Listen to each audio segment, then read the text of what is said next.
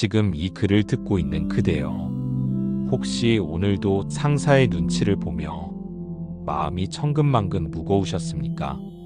한마디 말이 그대의 하루를 무너뜨렸습니까? 하지도 않은 실수에 나무람을 받고 억울한 마음에 밤잠을 설친 날이 며칠이던가요? 그대는 지금 괴로움이 문턱에 서 있습니다. 그 괴로움은 불이 아닙니다. 불은 겉으로 드러납니다.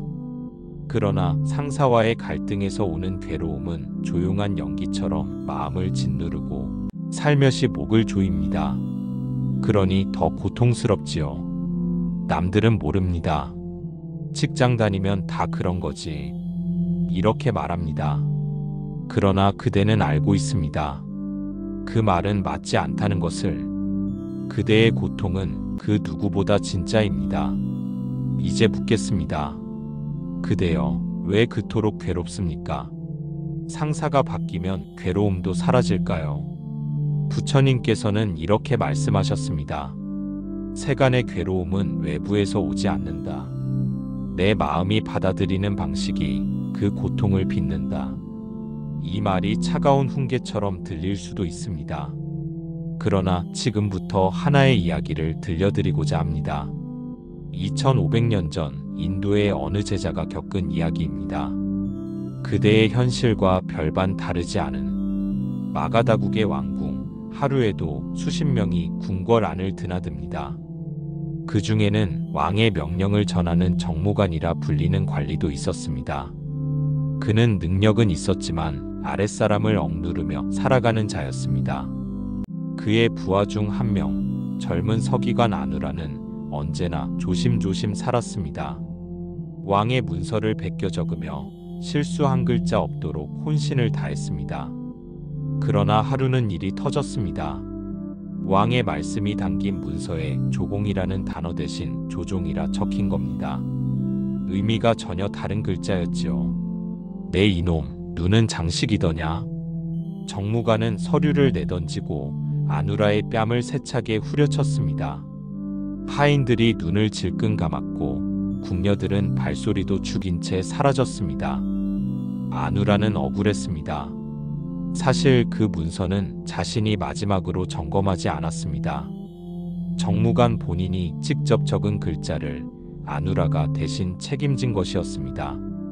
그날 밤 아누라는 울었습니다. 이 길이 나의 인생이 아니라면 나는 어디로 가야 한단 말입니까? 그는 마침내 벗을 결심하고 부처님께서 머무시는 사위국 기원정사로 향했습니다. 부처님께서는 그를 말없이 맞이하셨습니다. 그의 눈동자에 남은 억울함과 원망을 꿰뚫어 보시고 조용히 말씀하셨습니다. 그대는 오욕 중 하나인 칭송을 갈망했느냐? 사람은 칭찬을 갈망하며 비난을 두려워한다. 그러나 칭찬과 비난은 바람과 같다.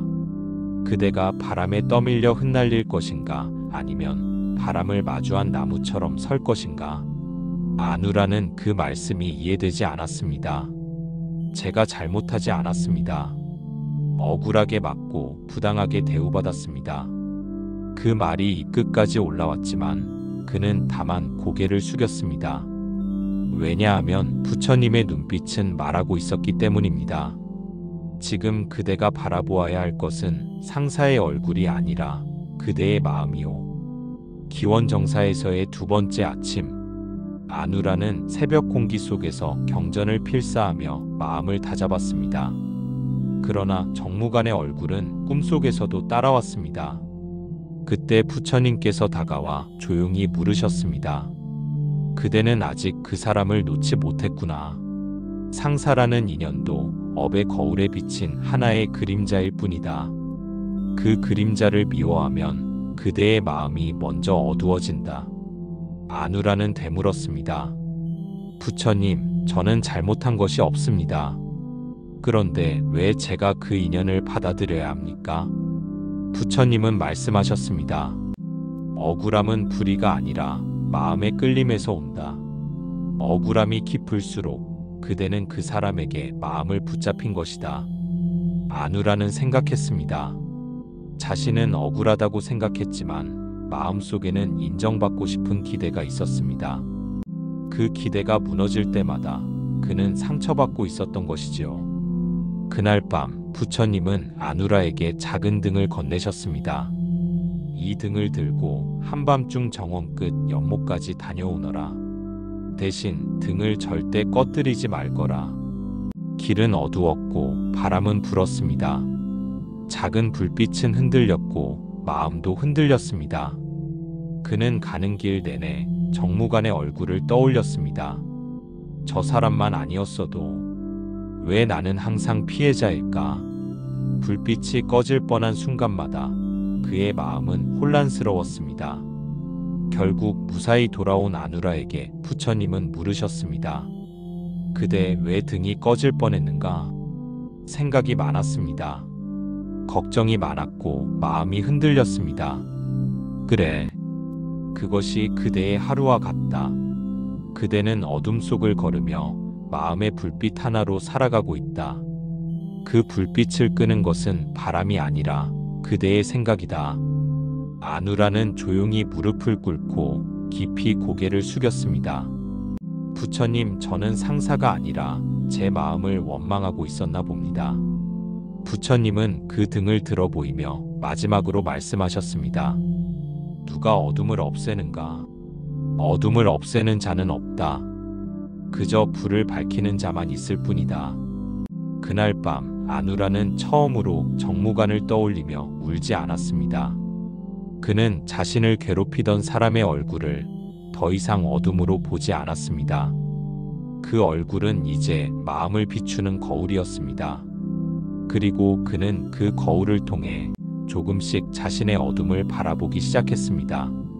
그대여, 지금 이 순간에도 상사의 말 한마디에 숨이 막히십니까? 그 마음 이미 잘 알고 있습니다. 그러나 기억하세요. 상사의 얼굴은 그대의 업을 비추는 거울일 뿐 그대의 인생 전체를 규정할 존재는 아닙니다. 부처님께서는 말씀하셨습니다. 마음이 흐트러지면 남의 잘못만 보인다. 마음이 맑으면 그 모든 것들이 거울이 된다. 오늘 괴로움 속에서 잠드는 그대의 하루 끝에 작은 등불 하나가 켜지기를 바랍니다. 그 등불은 다름 아닌 그대의 마음입니다.